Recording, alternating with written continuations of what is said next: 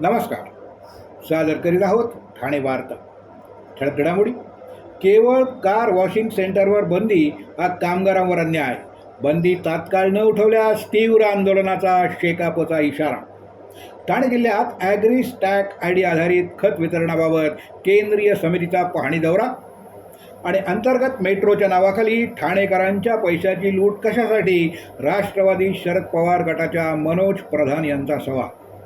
आम्हाला फेसबुक आणि यूट्यूब चॅनलवर फॉलो करायला मात्र विसरू नका. तर पाहूया ठळक घडामोडी विस्तृतपणे, पण काही क्षणातच. रोज रोज तेच राजकीय कार्यक्रम बघून कंटाळलात ना? अहो, मग ठाणे वार्ता श्रीस्थानक आता तुम्हाला नवनवीन कार्यक्रमांचा आनंद लुटण्याची संधी देते.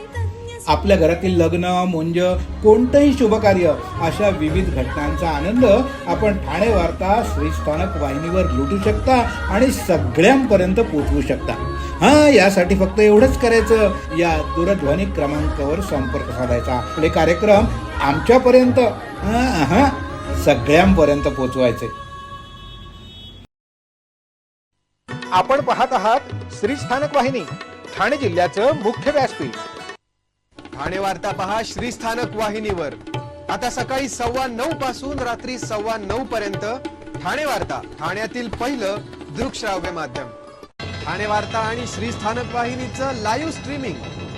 ठाणेवार्ता.com वरील लाईव्ह स्ट्रीमवर क्लिक करा आणि अगदी मोबाईलवरही ठाणे वार्ता श्रीस्थानक वाहिनीचा आनंद लुटा. यासाठी आमचं ॲप डाउनलोड करा. ठाणे वार्ता पहा श्रीस्थानक वाहिनीवर. आता सकाळी 9:15 पासून रात्री 9:15 पर्यंत ठाणे वार्ता, ठाण्यातील पहिलं दृकश्राव्य माध्यम.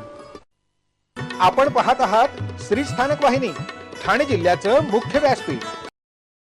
ठाणे शहरातील पाणी टंचाईच्या पार्श्वभूमीवर ठाणे महानगरपालिकेनं केवळ कार वॉशिंग सेंटरवर बंदी घालण्याचा घेतलेला निर्णय भारतीय शेतकरी कामगार पक्षाच्या वतीनं तीव्र शब्दात निषेध करण्यात येत असल्याचं ठाणे शहर शेकाप अध्यक्ष ऋषिकेश तायडे यांनी सांगितलं. दरवर्षीप्रमाणे यावर्षी देखील प्रशासनानं सोपा मार्ग निवडत फक्त लहान आणि कामगारांवर आधारित व्यवसायावर कारवाई केली आहे. कार वॉशिंग सेंटर हे अनेक कुटुंबांच्या उपजीविकेचं साधन असून त्यांच्यावर बंदी घालणं म्हणजे थेट कामगारांच्या पोटावरच लाथ मारण्यासारखं आहे. शहरात बेकायदेशीरपणे चालणारी बांधकामं, वॉटर पार्क्स, मोठमोठे इव्हेंट्स, लग्न समारंभ, हॉटेल्स आणि इतर व्यावसायिक उपक्रमांमध्ये मोठ्या प्रमाणावर पाण्याचा वापर आणि अपव्यय होत असताना त्यांच्यावर कोणतीही ठोस कारवाई होताना दिसत नाही आहे. प्रशासनाचा हा दुहेरी निकष स्पष्टपणे कामगार विरोधी आणि पक्षपातीपणाचा असून भारतीय शेतकरी कामगार पक्षाच्या वतीनं कार वॉशिंग सेंटरवरील बंदी तात्काळ उठवावी, पाणी अपव्यय करणाऱ्या सर्वच घटकावर समान आणि कठोर कारवाई करावी, निवडक कारवाई थांबवून सर्वांसाठी समान धोरण लागू करावं, अशा मागण्या करण्यात आल्या आहेत. तसंच ही बंदी तात्काळ न उठवल्यास येत्या काळात भारतीय शेतकरी कामगार पक्षाच्या वतीनं तीव्र आंदोलन छेडण्यात येईल.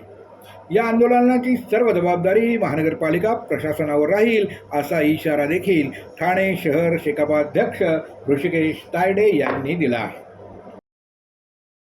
स्थानिक स्वराज्य संस्थांच्या निवडणुकांसाठी शिवसेनेनं आता थेट रणशिंग फुंकलं असून संपर्क मंत्री अभियान ही केवळ अभियान नसून सत्तेवर झेप घेण्याचा स्पष्ट आणि आक्रमक ब्ल्यूप्रिंट ठरणार असल्याचं बोललं जात आहे. राज्यातील 22 जिल्ह्यामध्ये संघटन मजबूत करणं तसंच जिल्हा परिषद आणि पंचायत समित्यांवर ताबा मिळवण्याचा निर्धार व्यक्त केला आहे. शिवसेनेचे मुख्य नेते तथा उपमुख्यमंत्री एकनाथ शिंदे यांनी प्रत्येक संपर्क मंत्र्यांच्या खांद्यावर 2 जिल्ह्यांची जबाबदारी टाकून जिंकाच अन्यथा पर्याय नाही, असा स्पष्ट संदेश देण्यात आला. उपमुख्यमंत्री यांच्या नंदनवन या निवासस्थानी एकनाथ शिंदे यांच्या मार्गदर्शनाखाली मंगळवारी रात्री उशिरा प्रमुख मंत्र्यांची आणि पदाधिकाऱ्यांची एक बैठक पार पडली. मागील स्थानिक स्वराज्य निवडणुकामध्ये शिवसेनेनं राज्यात क्रमांक 2चा पक्ष म्हणून भक्कम स्थान मिळवलं होतं. या यशामुळं पक्षाच्या कामगिरीबाबत अपेक्षा मोठ्या प्रमाणात वाढल्या असून त्याचबरोबर जबाबदारी देखील अधिक वाढली आहे. या पार्श्वभूमीवर आगामी निवडणुका केवळ पुनरावृत्तीची संधी नसून आपलं वर्चस्व अधिक मजबूत करण्याची आणि पहिल्या क्रमांकावर झेप घेण्याची ही निर्णायक लढाई म्हणून पाहिली जाते. त्यामुळेच पक्षानं यावेळी अधिक आक्रमक, नियोजनबद्ध आणि लक्ष्यकेंद्री रणनीती अवलंबून प्रत्येक स्तरावर विषय सुनिश्चित करण्याचा निर्धार केला आहे. 22 जिल्ह्यामध्ये जास्तीत जास्त जिल्हा परिषद गट आणि पंचायत समिती गण जिंकत जिल्हा परिषद अध्यक्ष आणि पंचायत समिती सभापतीपदावर भगवा फडकवणं हे अंतिम लक्ष्य निश्चित करण्यात आलं. एकनाथ शिंदे यांनी संपर्क मंत्र्यांना दिलेले आदेश देखील तितकेच धारदार आहेत.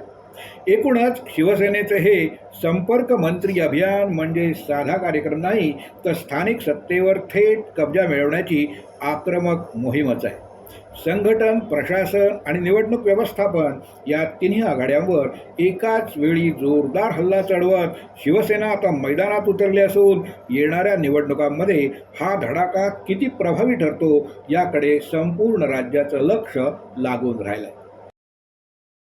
ठाणे जिल्ह्यात भविष्यात लागू होणाऱ्या ॲग्रीस्टॅग आयडी प्रणालीच्या अनुषंगानं खत वितरण प्रक्रियेत होणाऱ्या बदलांचा आढावा घेण्यासाठी केंद्रीय समितीनं 21 एप्रिल रोजी भिवंडी तालुक्यातील पडघा इथं पाहणी दौरा आयोजित केला. या दौऱ्यात समितीच्या सदस्या सरिता तिरुमला आणि महेश वाकुडे यांनी प्रत्यक्ष भेट देऊन सध्याच्या प्रणालीचं परीक्षण केलं. या भेटीचा मुख्य उद्देश POS मशीनला ॲग्रीस्टॅग आयडीशी लिंक करून शेतकऱ्यांच्या जमीन धारणेनुसार खत वितरण कसं करता येईल याबाबत प्रत्यक्ष परिस्थिती जाणून घेणं हा होता. समितीनं पडघा इथल्या 2 कृषी सेवा केंद्रांना भेट देऊन तिथल्या कामकाजाचा सविस्तररित्या आढावा घेतला. यावेळी कृषी विकास अधिकारी मुनीर बाचोटीकर आणि मोहीम अधिकारी महेश बनकर हे उपस्थित होते. समिती सदस्यांनी संबंधित विक्रेत्यांशी संवाद साधून सध्या सुरू असलेल्या आधार आधारित खत वितरण पद्धतीबाबत माहिती घेतली.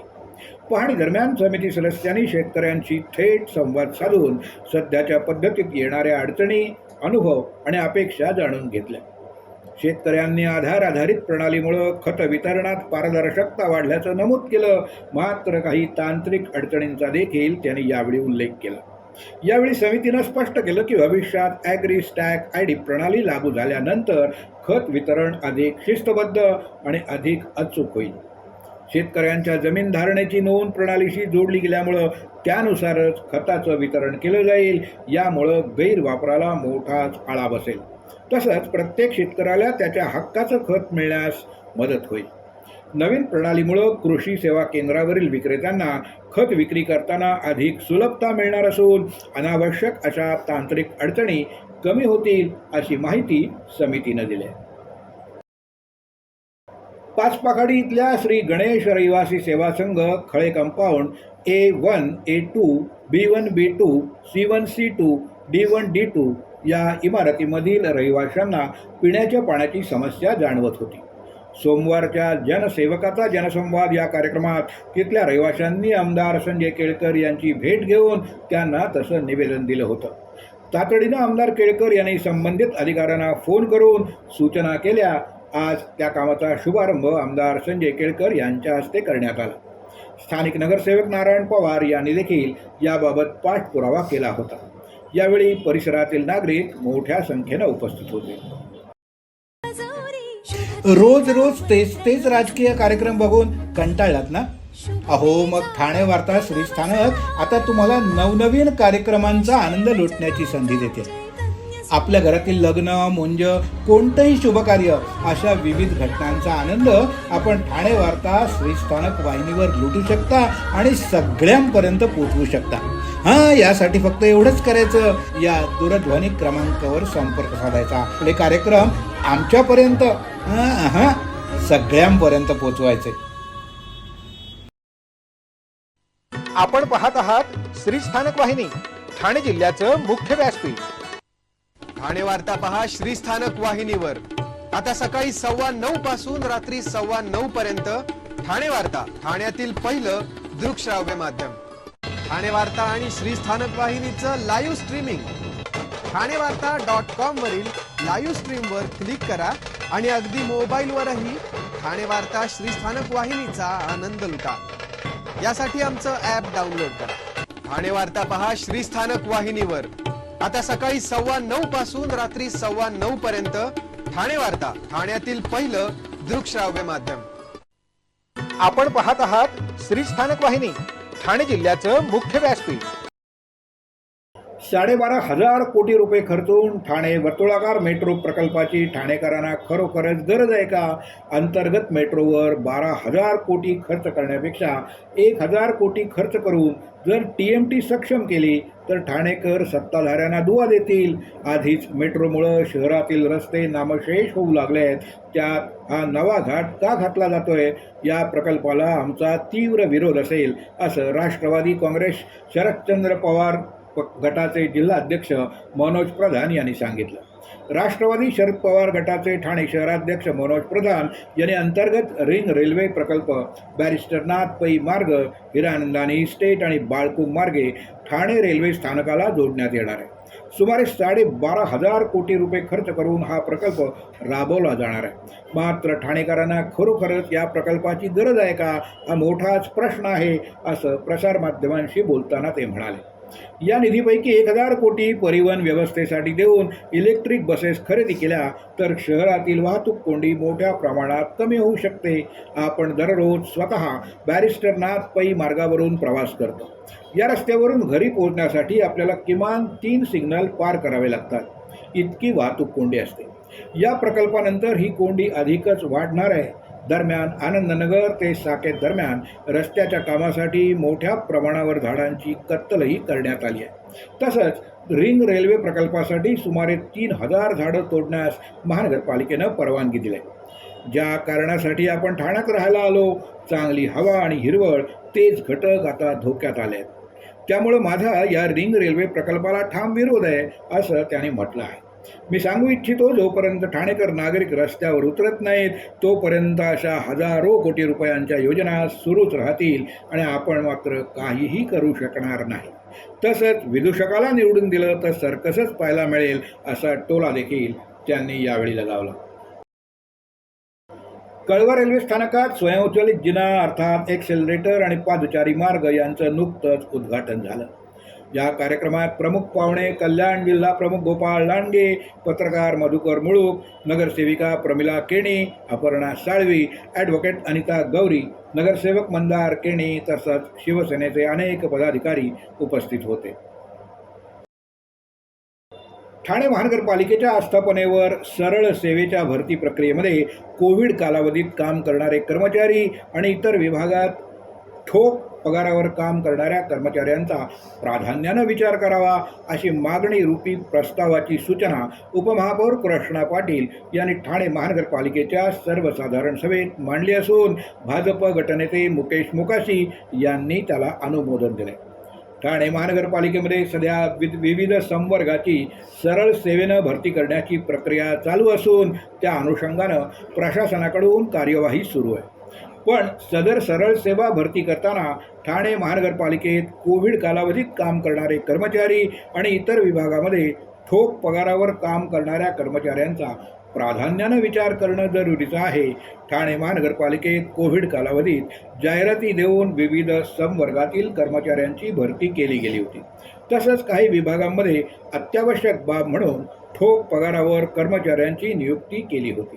पण सध्या ठाणे महानगरपालिकेत चालू असलेल्या या भरती प्रक्रियेमध्ये त्यांना प्राधान्यक्रम न दिल्यामुळे त्यांच्यावर अन्याय करण्यासारखं होईल, अशी भावना उपमहापौर कृष्णा पाटील यांनी व्यक्त केली.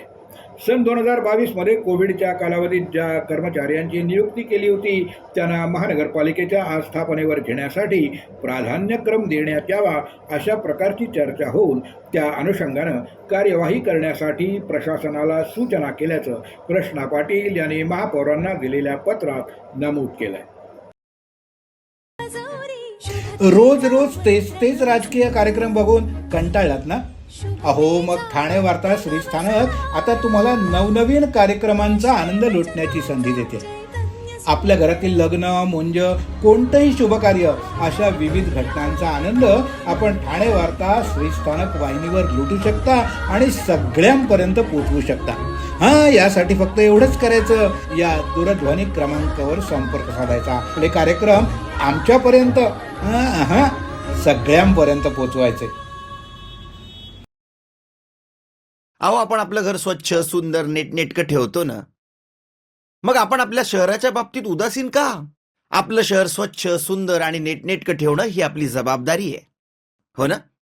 मग उचला फोन आणि विना परवाना होर्डिंग्स, बॅनर्स कुठे दिसले तर 1800-222-108 या टोल फ्री क्रमांकावर कळवा किंवा 7506946 या भ्रमणध्वनीद्वारे आपली तक्रार नोंदवा किंवा महापालिकेने तयार केलेल्या स्टार ग्रेड ॲप्लिकेशनद्वारे आपली तक्रार नोंदवा. त्याची दखल त्वरित घेतली जाईल. लक्षात घ्या, आपला छोटासा सहभाग आपलं शहर स्वच्छ, सुंदर आणि नेटनेटकं बनवू शकतो. जसं आपलं घर तसं आपलं ठाणे शहर. आपण आपले कार्यक्रम किंवा बातम्या आम्हाला ठाणेवार्ता@gmail.com या ईमेलवर कळवू शकता. ठळक घडामोडी शेवटी पुन्हा एकदा. केवळ कार वॉशिंग सेंटरवर बंदी हा कामगारावर अन्याय. बंदी तात्काळ न उठवल्यास तीव्र आंदोलनाचा शेकापचा इशारा. ठाणे जिल्ह्यात ॲग्रिस्टॅक आयडी आधारित खत वितरणाबाबत केंद्रीय समितीचा पाहणी दौरा. आणि अंतर्गत मेट्रोच्या नावाखाली ठाणेकरांच्या पैशाची लूट कशासाठी? राष्ट्रवादी शरद पवार गटाच्या मनोज प्रधान यांचा सवाल. या होत्या ठाणे वार्ता. आपली एखादी बातमी बघायची राहून गेली असेल तर आपण ठाणेवार्ता.in या आमच्या संकेतस्थळाला किंवा आमच्या फेसबुक पेज तसंच यूट्यूब चॅनलला अवश्य भेट द्या. तर मग पुन्हा भेटूया पुढल्या बातमीपत्रात, फक्त श्री स्थानक वाहिनीवर. धन्यवाद.